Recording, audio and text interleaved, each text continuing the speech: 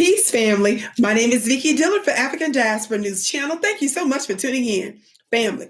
Now, you all know that I have been giving Chicago's mayor, Boule, Biscuit, Democratic Shucker, and Jobber, Mayor Brandon Johnson's this everlasting to everlasting to everlasting to everlasting to everlasting word. Talk black to somebody. Let me get my gavel on that. Family, we have to do it because just because you black doesn't mean you're really black about that life. That's why I call you black looking. And that's to throw the mortals off, the mere mortals off, so that we could just follow you because you black when in fact you have an anti-black and white supremacist agenda. You smile about it. You do it in incremental ways. You do it in secretive, covert ways. So that makes you more appealing to the unsuspecting masses. But baby, that dog don't hunt over here. Somebody put some doggy bones in the chat. Family, you all know that a part of the work that I've been doing for the past few years, not only here, but on other platforms as well, is exposing the mayor and, of course, some of my colleagues here, of course, as well. But family, I've had the privilege of doing interviews with Jessica Jackson, which is a very well-known on-the-ground activist there, as well as some of the other activists on the ground that's really moving and shaking from the grassroots. Yes, well, family, I discussed with you during that time not only the work that she's been doing exposing Mayor Brandon Johnson and others for misusing money and resources, but yet not putting a lot of emphasis on reparations for Black Americans and disrespecting us and making us secondary, treating us as secondary and tertiary citizens.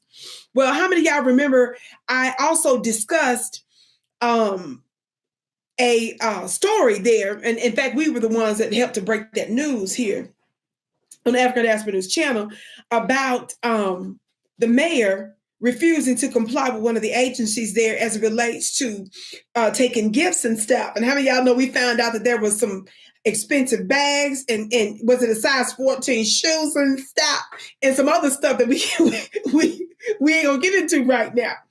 So we keep seeing this weird pattern going on with him about multiple different things, multiple different attacks, and I haven't even gone into details right here, but if you follow my coverage for the past couple of years on him, you'll understand what I'm talking about. Of course, I discussed Lori Lightfoot, the previous mayor before he got in office. I think he got in office in 2023. So we've been on this for a minute, obviously, but anyway, let's just stick to him for the past couple of years. Yes? Well, Mayor Brandon Johnson just got busted. This is a story that just came out. Headline says, Chicago Mayor Brandon Johnson's political fund returns $120,000 from PACs connected to city vendors. Y'all listen. It says here, the Mayor Brandon Johnson's campaign last quarter returned $120,000 from two political action committees, both led by developers, y'all listening, with active city contracts. The latest instances of his political fund giving back money amid ethical and accounting issues. At the end of August, Johnson's campaign fund gave back $71,000 to Leaders for Tomorrow and $48,500 to ZPAC, according to the latest round of state elections filings that were due last week. That's almost a full refund of what both groups gave, but came, are y'all listening? About 10 months after their latest contribution to the contributions to the mayor's campaign committee was reported. Meaning, Johnson's campaign had access to that cash for that duration. Catch this, y'all. Since being sworn in for mayor's office, Johnson's campaign has refunded almost $290,000 in contributions. That's almost $300,000. Has made several amendments to its reports and spent another $120,000 for compliance services. Together, those two pots make up nearly a quarter of his campaign funds, $1.8 million spending since he was sworn into office as mayor in May of 2023. His political team has previously described the errors as, quote, oversight. They were oversights, his team said, while arguing it maintained full compliance with campaign finance law. But whether the Johnson campaign's most recent contribution returns were to comply with the city ethics law is unclear. His political spokesperson, are y'all listening, Christian Perry, did not respond to multiple inquiries on the latest refunds this week. Wow. Steve Berlin, executive director of the Chicago Board of Ethics, declined to say whether Johnson's committee was issued any formal warning or guidance. Now, why would he keep that quiet? Citing the board's confidentiality rules. Child, please.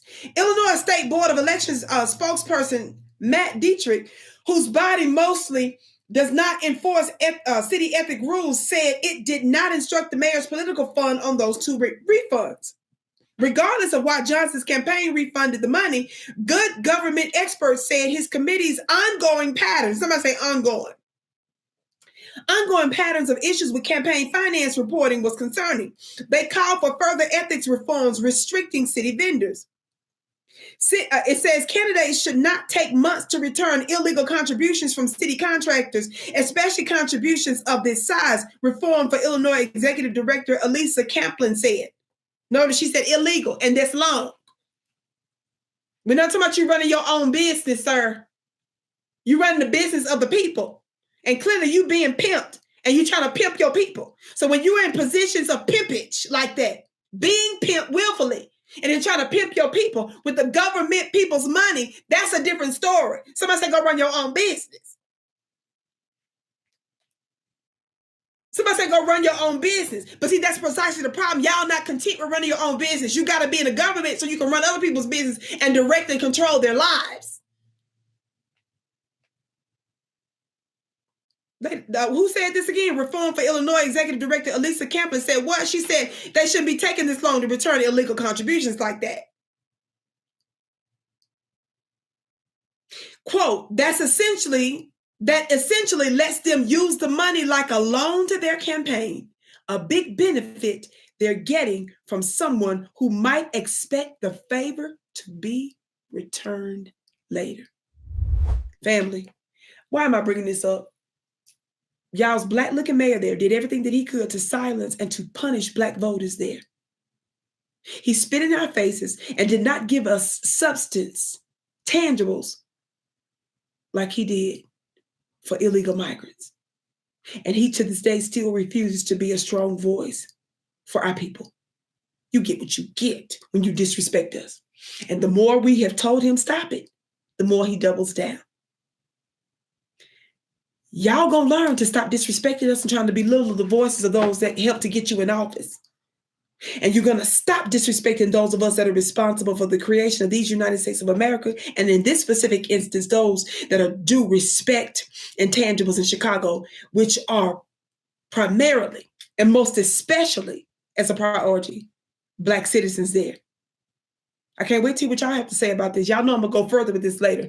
My name is Vicki Dillard, beloved. Be sure to go to my website at VickiPlanet.com. I am officially releasing in the upcoming days my exclusive men's only course for 60 days called Treasures of Darkness. We're going to be talking about the spiritual principles of providing and protecting for your family. And then I'm going to do a separate course that's just for women for 90 days about my Isis Goddess Mystery School, where we're going to be talking about how the divine feminine manifests. And we don't use normal means to do it. We use spiritual means to do it. Go to my website at VickiPlanet.com to learn details about that. I can't wait to see you again.